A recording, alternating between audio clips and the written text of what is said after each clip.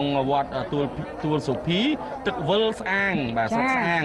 ហើយចំណែកខ្សែទឹកខាងក្រៅជ័យសំរងដែលជះបាទគឺនៅបាទសវណ្ណាបាទរិស័យរតនារាមសំរោងព្រែកភ្នៅបាទគឺទទួលបានការឧបត្ថម្ភពីបាទឧត្តមសេនីយ៍បាទអឹងដារ៉េតបាទអឹងដារ៉េតហើយក៏មានការសហការពីឧបត្ថម្ភពីឧត្តមសេនីយ៍ឯកជួននរិនចាអគ្គស្នងការរងនគរបាលជាតិនិងស្នងការនគរបាលរាជធានីភ្នំពេញចាហើយក៏មានឯកឧត្តមលោកទាជាច្រើនដែលបានចូលរួមសហការឧបត្ថម្ភ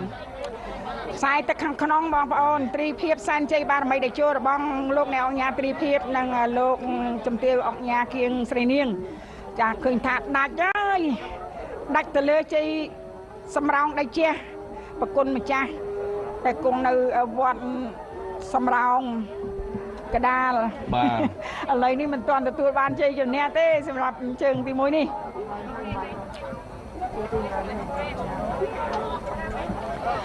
ចាទូកនេះគឺជាទូកគូ128ទេចាមិនមែន26មិនមែន27គឺទូកគូ128បងប្អូនសូមជម្រាបជូនក្រឡង់ផ្កាយព្រឹកដេជោសែនជ័យបារមីវត្តខ្សាច់ចារកាចាទូកនេះគឺមានការចូលរួមឧបត្ថម្ភពីព្រះគ្រូចៅអធិការវត្តព្រះមង្គលចាមនីឈឿនឈូត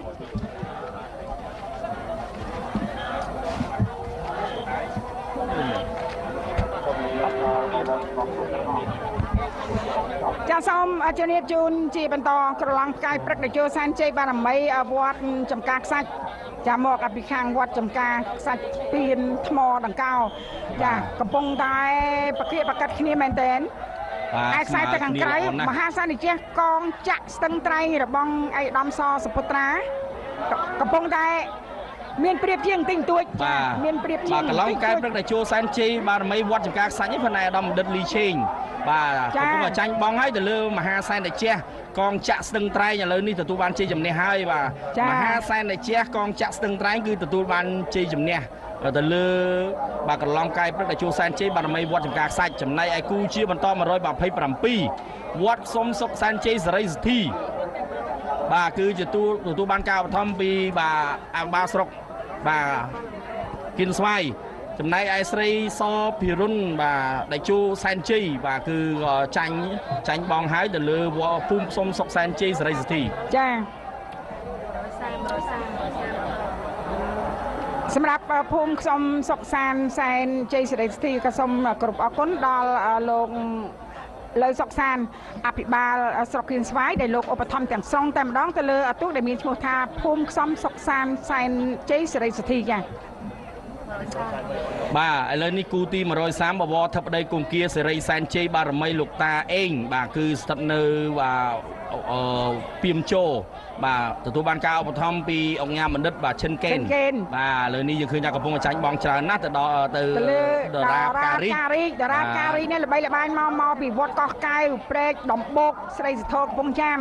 របងព្រះដៃចង្គន់រួលលឹមខូចព្រះគ្រូចៅអធិការវត្តចានិងលោកមេឃុំនិងពុទ្ធបរិស័ទចំណុះជើងវត្តបាទដាច់តែម្ដងទទួលបានជ័យជំនះហើយយើងត្រឡប់គូទី126វិញខ្សែទឹកខាងក្នុងចំប៉ាពិសីសែនជ័យ